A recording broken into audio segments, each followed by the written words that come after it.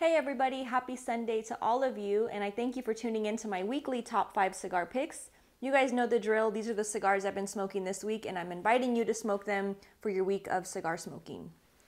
So, starting with number 5, it's the one I just lit up here. It's the Macanudo, and it's the orange label, and originally started in the European market, I guess you could say, and then made its way over to the United States, of course. And it's a little bit fuller bodied than your typical Macanudo profile, for the most part, but has some really nice flavors. It's somewhat earthy. There's a little bit of a leathery profile to it, hints of cinnamon with that spicy undertone, but a really flavorful smoke.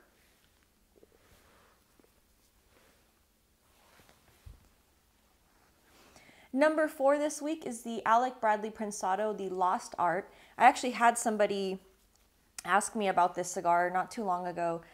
They had asked if I had smoked it, and I had only like the one time. So it kind of prompted me to let me smoke that one and revisit it. So I found a couple in my humidor.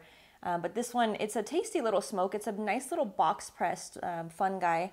Kind of reminds you of like the Raiders of the Lost Ark. I don't know why that comes to mind with this one, but it's a fun little band, and then it has that little secondary saying, I guess, underneath the Prensado, just saying that it's the Lost Art. And it has a Honduran wrapper. It has actually a dual binder and filler. So the binder is Nicaraguan and Honduran. The filler is also Nicaraguan and Honduran. And with this guy, you're getting a nice kind of a light cedar, you're getting some nice pepper tones, you're getting a little bit of a hazelnuttiness to it. It's a lot of fun.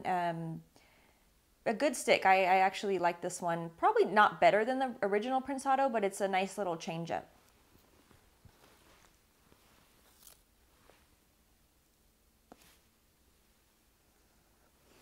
Number 3 this week goes out to the New World, the PURO ESPECIAL by AJ Fernandez. This, of course, was the follow-up to the original New World. Again, not that I prefer this one necessarily over the original New World, but it is tasty. It's a nice little change up, again, just to kind of, expand your current repertoire of AJ's lineup, because of course he's making sticks for everybody. So this one is really nice. It's a Nicaraguan puro, has a nice, beautiful dark chocolate wrapper. You're going to get the notes of the cocoa powder. You get a little bit of a pepper kind of mixed in there. You get a little bit of a cedar. You get kind of a moist earthiness to it as well. The wrapper on this one is different in the sense that it's been aged a little bit longer, and but again, it's still a Nicaraguan puro. Which particular leaves, I'm not sure. Just tasty little treat, and it also is a good price point. So on that respect, you're good.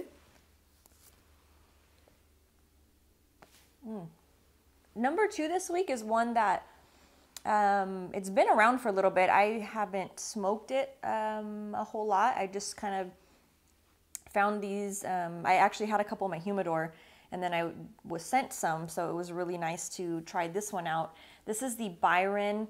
It's the, let me see if I can get this right. It's the Grand Poemas 19th Century. And it's very similar. In fact, it took me a little bit to figure out which one this one was, because it looks like the Habanos 20th Century Byron. There's a slight difference to the band, but you have to really look for it. I missed it like the first few times. The other one has like trees in the background. So that's the only way I could tell which one was which. This one, again, the 19th century, the Poemas. Taking a closer look at it, it has an Ecuadorian wrapper, a Peruvian binder, and then part of the filler is undisclosed, and then they also state that it's Nicaraguan on the filler, but it does have kind of a Cubanesque style profile. This is a little bit larger. It's a 5x56, I'm sorry, 6x56. I can't even talk today.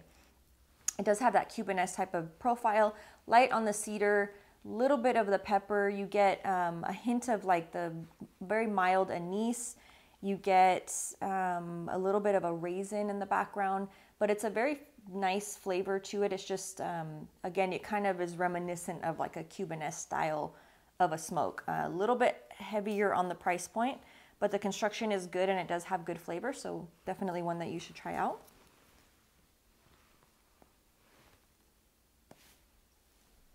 And number 1 this week is going out to this guy. This is the Muestra De Saka Nakata Man. Say that fast 5 times. No, I love the name. The Nakata Man makes you hungry. It makes you want to smoke. I mean, it's a cool name. Of course, there's a lot more that goes into all of Steve's cigars, the names, everything. It's really quite impressive. But the Nakata Man is the latest, or I should say the second edition, size-wise and blend-wise, to the Muestra De Saka lineup. This one is a 6 by 48. I'm telling you, I can't talk today. 6 by 48. It does come in a 7-count box if you are interested in the box, but it's a very flavorful cigar, in a very special cigar in a lot of different ways. It has a lot of interesting flavor. The blending itself was done with a kind of an older style in mind, in the sense that the filler and the binder are coming from the same farm. In this case, it's a farm in Jalapa, Nicaragua. Which one and all the details we don't know. But it's kind of a cool way to go back and pay tribute to like an older style of blending. The wrapper itself is an Ecuadorian Habano, and you're getting some different flavors on this one.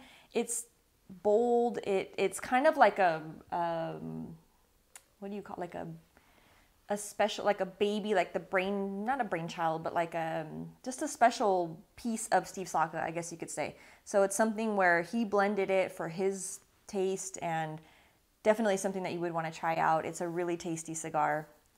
I've grown quite fond of it. So again, encourage you guys to try out some different stuff this week. And as always, I thank you so much for tuning in, and I look forward to seeing you guys next week. Cheers.